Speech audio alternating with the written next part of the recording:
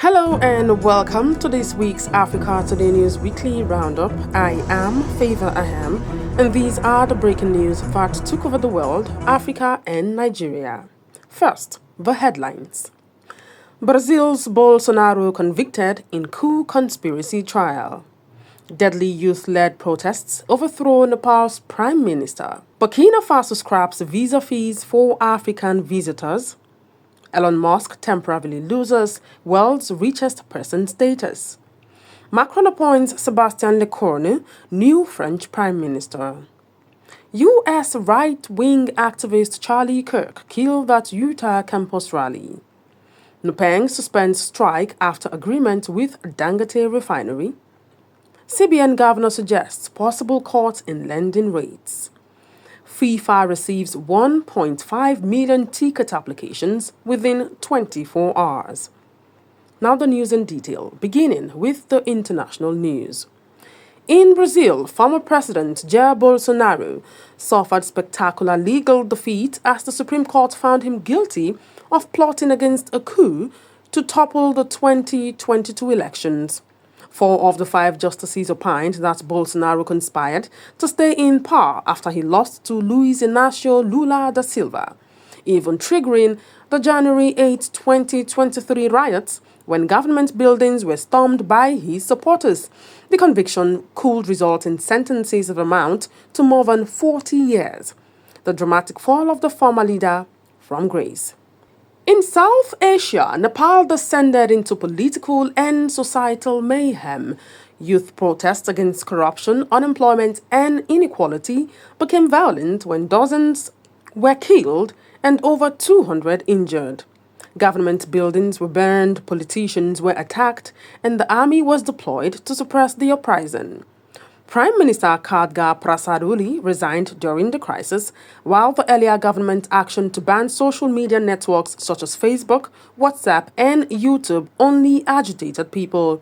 Activists mobilized online using the hashtag #NepoBaby as a call to expose the extravagant lives of children of political elites. In Asia, meanwhile, the money world was briefly turned upside down when Oracle co-founder Larry Ellison beat out Elon Musk as the richest person on the planet.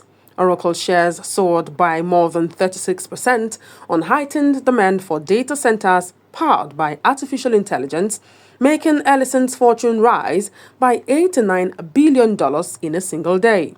Musk regained the top spot by closing time, but the incident reinforced the choppy competition at the pinnacle of global wealth. In France, Emmanuel Macron picked Sébastien Lecornu to become prime minister after the removal of his predecessor François Bayrou by a no-confidence vote. At 39 years old, Lecornu is France's 5th two-year-old premier, assuming power as protests loomed to break out against budget austerity packages planned by Macron.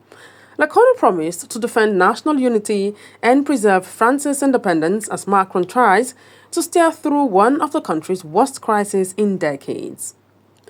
And in the United States, political discourse was shaken by the shooting of right-wing activist Charlie Kirk. The 31-year-old founder of Turning Point USA was shot dead while delivering a speech at an American university event in Utah. A belligerent orator and close friend of President Trump, Kirk, was a polarizing figure whose death has reopened debates on political violence and security for American public speakers. We move over to news from Africa and Nigeria, beginning with this one where across Africa, Burkina Faso boldly decided to enhance intra-regional ties by removing visa fees for all African tourists. The government declared that tourists will still receive online approval, but there will be no associated fees, thereby ensuring travel and business across the continent. Burkina Faso is added to Ghana, Rwanda, and Kenya in easing restrictions to pursue African integration. In Nigeria, the oil sector was barely exempted when the National Union of Petroleum and Natural Gas Workers called off its countrywide strike. The union had protested that Dangote refinery practiced anti-labor and complained that there was a looming fuel crisis following panic buying that swept through depots across the nation. Through intense negotiations in Abuja, the strike was finally called off after an agreement had been struck and supply lines regained normalcy. Nigeria's economic prospects also provoked cautious optimism. The central bank governor, Olayemi Cardoso, hinted that lending interest rates could ease later this year as inflation begins to slow down. Speaking at a Lagos Business Forum, Cardoso reaffirmed the bank's commitment to stability and investment growth, suggesting potential relief for firms and consumers footing a high bill to borrow. Now we move over to news from the sporting scene. And finally, football fever gripped FIFA, with the organization receiving over 1.5 million ticket requests in the first 24 hours of pre-sales for the 2026 World Cup. Fans from 210 countries rushed to reserve seats for the 48-nation tournament, which will feature 104 games contested in 16 United States, Mexican, and Canadian seaters. The enormous demand was a testament to football's greatest stage worldwide appeal. That is it on this week's News Roundup. Join us again next weekend for the top stories shaping the world, Africa, and of course, Nigeria. I am Favor Aham.